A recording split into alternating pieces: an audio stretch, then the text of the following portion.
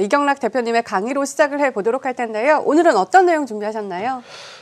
네, 여러분들 최근에 시장 하락으로 인해 가지고 걱정이 참 많으실 텐데, 제가 저희 집안에서도 그렇고 바깥에서 일을 할 때도 일 잘한다는 소리를 참 잘 들어요. 제가 자랑하려고 하는 게 아니라 일을 잘하기 위해서 필요한 거는 가장 근본적인 문제를 이제 찾아가지고 그것부터 진행하면 처리 속도가 빠르고 일 잘한다는 소리를 듣게 됩니다. 이게 무슨 얘기냐면요. 지금 시장의 하락의 원인부터 우리는 찾아야 한다는 거죠. 근본적인 원인이 무엇인가? 그리고 이 원인은 해소될 수 있는 것인가 아닌가? 이게 우리가 접근해야 되는 첫 번째 단초라는 거예요. 지금 시장 하락의 가장 큰 원인은 바로 이거죠. 인플레이션입니다. 미국의 인플레이션 7%에 달해요.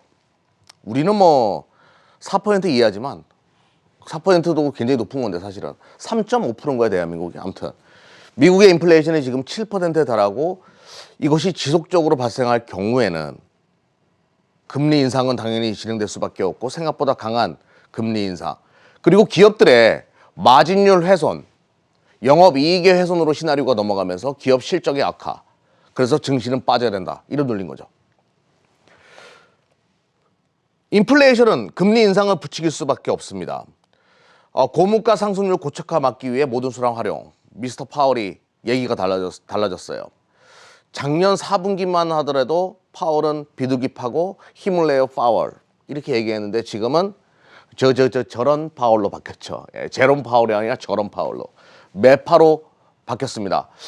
임기 연장하자마자 완장 차자마자 달라졌다 뭐 이런 분위기가 있고요. 아무튼 고물가를 계속 이야기합니다. 연준 또한 매파로 변환한 연준은 물가 상승에 대한 우려감을 표하고 있어요. 그러면 당연히 금리 인상 시기와 QT 양적 긴축으로 시나리오가 넘어갈 수밖에 없다는 분위기가 만들어지는 거고요. 그러면서 또 어떤 현상이 발생하죠? 그렇죠. 미국의 국채 수익률이 위로 튀기 시작해요. 국채 수익률이 튀기 시작하니까 성장주는 매도해야 된다. 안전자산으로 자금을 이동해야 된다. 등등 시장의 분위기가 온탕에서 냉탕으로 빠르게 전환되는 그런 전환점을 맞이하게 되는 거죠. 모든 것은 인플레이션이 원인이었다 이렇게 보시면 돼요. 그리고 또 대통령 지지율까지 떨어집니다. 인플레이션은. 바이든 지지율 또 최저치. 물가가 오르게 되니까 지지율도 떨어지고 역대 대통령 임기 1년 전후해 가지고 이런 지지율은 없었다. 30% 밑으로 떨어졌다. 28%요. 최악의 지지율을 지금 보여주고 있어요. 그러니까 바이든은 인플레이션을 막기 위해서 참 노력을 하지만 어렵지요. 그래서 모든 것은 인플레이션이다. 근데 이 와중에 또 러시아나 우크라이나 지정학적 리스크가 대두됩니다. 천연가스 가격이 오를 것이다. 밀 가격이 오를 것이다. 그것은 유가 가격으로 전환될 것이다. 가격 인상으로. 참 미소가 씁쓸하네요. 아무튼 지금 이런 상황이 계속 전개되고 있는 현재 상황들. 시장은 또 이 지정학적 리스크 과거 같으면 이거 시간도 그렇게 크게 쓰지 않았을 거예요. 시장 하락의 주요한 원인도 되지 않았을 텐데 인플레이션을 유발하니까 걱정되죠. 인플레이션을 유발할 가능성이 높으니까 시장에서는 걱정하는 거죠. 모든 것은 기승전 인플레이션으로 넘어갑니다. 모든 리스크는 인플레이션 때문이다. 유가가 튑니다. 최근에 지정학적 리스크 대두되고 나서 유가 계속 올라가요. 상방에다 베팅하는 자금도 계속 증가할 수밖에 없죠. 이것도 인플레이션으로 또 넘어가죠. 모든 건 기승전 인플레이션. 이렇게 되는 겁니다. 그래, 시장에서 무슨 생각을 하냐면요. 거봐, 코로나다라고 해가지고 시장의 유동성을 풍부하게 풀어놓고 그러다 보니까 인플레이션 야기되지 않냐 이거예요. 그래서 글로벌 시장이 비만이 걸렸고 너무 많은 이제 각국의 부양책이 있었다. 그리고 이 비만은 경제의 성인병을 가지고 올 것이다. 이런 논리. 그럼 지금부터 한번 이야기해 보자고요. 과연 이 인플레이션을 우리가 막을 수 없는 걸까요? 경제, 이 물가는 다이어트가 불가능한 걸까요? 해결책이 없는 걸까요? 우리가 너무 코로나를 대응하는 자세가 글로벌 시장에 틀렸던 걸까요? 걱정들이 많죠. 이게 부메랑이 돼가지고 실질 경제에 목을 칠 것이다라는 많은 비관론자들의 예고가 현실화되는 걸까? 다이어트는 불가능한 걸까? 이거예요. 우리는 여기서부터 접근을 해야 돼요. 만약에 다이어트가 불가능하다라고 하면 우리는 시장에서 빠져야 돼요. 이 인플레이션이 계속 고착화된다라고 하면 일단은 주식시장에서 떠나서 주변인이 되어가지고 시장을 바라볼 필요가 있어요. 어떻게 접근해야 될까요? 그런데 저는 여기서 여러분들에게 요것 좀 잠깐 설명드릴게요. 지금 인플레이션을 야기시킨 근본적인 시작점이 무엇이었는가부터 우리가 보자고요. 무엇이었는가? 지금 맨하임 지수예요. 인덱스 지수입니다. 중고차예요. 이런 것들이 작년에 비메모리 반도체 쇼티지로 인해 가지고 먼저 물가 상승에 시동을 걸기 시작했어요. 어떤 생산품의 공급 차질로 인해 가지고 발생한 문제였죠. 또 하나 있습니다. 또 인플레이션의 주요한 요소 중에 하나로 떠오르고 있는 컨테이너 운임 지수인데요. 그냥 숫자로 보자고요. 2020년도 1265, 근데 2021년도 3792, 3배 가까이 튀어오릅니다. 물동량 자체가 증가했고 배는 부족했죠. 공급자적으로 물량 공급이 원활하게 이루어지지 않았어요. 왜? 코로나니까 수요 예측이 이렇게까지 증가할 것이다 생각 못했고 배 운임은 해운은 줄여놨고 이것이 이렇게 물동량 가격을 올리는 주요한 원인이 됐습니다. 이것이 또 인플레이션의 한 축이 되는 원인이었죠. 즉 지금 작년부터 발생한 인플레이션의 시작점은요. 수요 예측이 잘못됐고 코로나로 인해 가지고 얼어붙을 거라는 수요 예측, 기업들의 계산, 예측 능력, 그리고 공급은 쪼그라들어놨어요. 줄여놨어요. 상당히 많이 줄여놓다 보니까 발생한 쇼티지가 원인이었다는 얘기예요. 즉 코로나가 원인이었던 거죠. 근데 코로나 시국에도 경제는 잘 돌아가고 소비는 여전히 좋았던 것이고 공급은 줄여놨던 것이고 그것이 원인이었던 거예요. 즉 그리고 또 하나 코로나 때문에 생산 차질을 겪는 국가들이 많이 있었고 공장이 셧다운되는 등등 여러 가지 문제들이 계속 발생하다 보니까 물가가 튈 수밖에 없었던 가장 주요한 원인이었죠. 즉 공급 차질이 가장 큰 원인이었어요. 코로나로 인한. 그러면 이 공급 차질적인 부분은 엔더믹이나 리오프닝 시대가 열리고 코로나로부터 정상화된 인류의 흐름이 삶이 정상화된다라고 하면 이것은 점진적으로 안정화될 가능성이 높아요. 그러면 문제의 시발점은요. 다시 코로나로 돌아가는 거예요. 과연 올해 엔더믹, 리오프닝이 진행될 수 있는가에 대한 부분 이거부터 우리는 접근할 필요가 있어요. 근데 영국에 제가 저번에도 보여드렸죠. 영국 마스크 벗고 백신 패스 없앤다. 영국이 굉장히 중요하죠. 위드 코로나 누가 먼저 진행했죠? 영국이 진행했고 이스라엘, 싱가포르, 북유럽 국가들 그리고 대한민국 등등 타 국가로 넘어갔어요. 영국이 엔더믹을 선언했어요. 마스크 벗고 정상화로 돌아가기 시작했어요. 그리고 이스라엘은 백신 패스를 폐지하기 시작했고요. 각국이 정상화로 돌아가기 시작합니다. 오미크론 확진자 수가 정점을 지나고 완화되는 그 구간부터 달라지기 시작해요. 우리는 지금 정점을 향해서 달려가고 있는 구간이고요.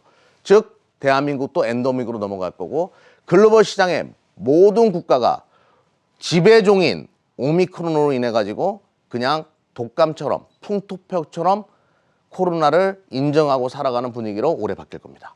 즉 그 이야기는 더 이상 셧다운이나 공급 차질과 관련된 우려를 올해는 할 필요가 없다는 얘기죠. 그거는 인플레이션의 점진적인 완화를 의미하는 거예요.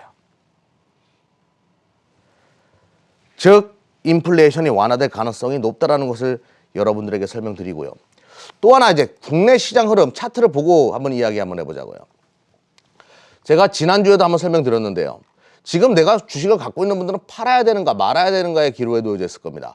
근데 제가 DI 빨간색 지수가 요 회색선 10선 이하로 내려오게 되면 과매도 구간이기 때문에 반등은 무조건 나온다라고 이야기했어요. 한 번도 반등이 안 나온 적이 없었다라고 이야기했죠.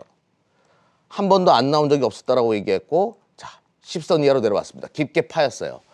지금은 갖고 있는 분들은 일단은 보유하고 과매도 구간이니까 대응할 때가 맞습니다라고 이야기 드려요.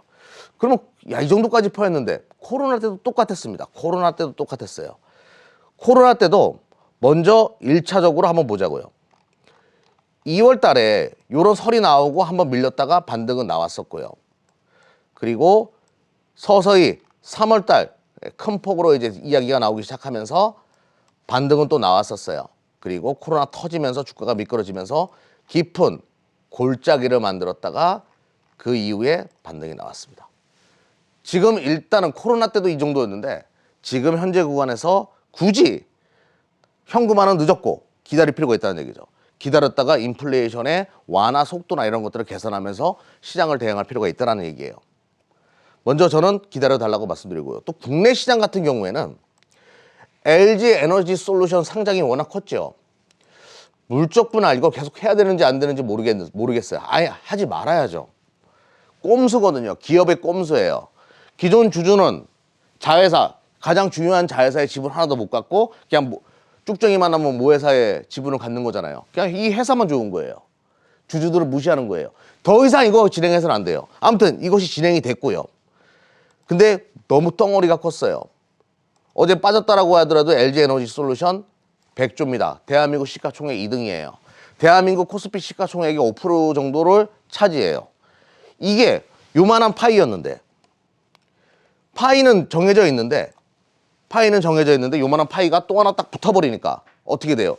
기존 파이에서 빼가지고 그 물량을 맞춰야 되니까 수급이 꼬이고 수급에 블랙홀이 발생해가지고 증시가 출렁일 수밖에 없었고 외인들 입장에서는 같은 대만 가건 주가 보십시오. 그렇게 밀리지도 않았어요. 외국인 입장에서는 12월 달부터 1월 27일을 앞두고 계속 하방에 때리는 수급이 빠져야 되네. 파생 시장을 교란시키고 현물 시장을 교란시키는 아주 좋은 요소가 됐고요. 풋옵션을 매수하면서 계속 시장을 하방으로 밀어붙이는 자신 있게 밀어붙일 수밖에 없었겠죠. 1월 27일까지. 그런 요소가 됐고 대한민국 시장의 허점을 탈탈 털리는 이 웩도도 현상을 만들어내는 중요한 원인이 됐던 겁니다. 근데 이것도 마무리됐어요. 비참하고 슬프고 대만 가권이 이렇게 올라가는 동안 우리는 이렇게 신고가를 한 번도 갱신 못하고 추세가 하락하는 주요한 원인이 됐고 같은 성장 중인 대만 가권이 이렇게 올라가는 동안에 대한민국은 폭락을 했죠. 아주 허점을 볼 수밖에 없었던 그런 요소였고 아무튼 근데 이 슬픈 현실도 마무리가 됐어요. 즉 악재는 하나씩 없어지기 시작했다. 그러면 우리는 여기서 어떤 전략을 취해야 될까요? 첫 번째로는요. 이 시장 하락할 때 잘 보십시오. 이렇게 강경원 선수처럼 제가 좋아하는 바디빌더인데 저도 이 사람처럼 만들고 싶어요. 아무튼 이 선수처럼 강한 종목들 이런 종목들을 여러분들이 눈여겨볼 필요가 있어요. 어떤 종목이 가장 강했는가를 여러분들이 어떤 섹터가 가장 강했는가를 한번 골고루 한번 생각을 해보자고요. 뭐 반사이익을 얻는다, 뭐 치료제 이런 거 얘기하는 게 아니에요.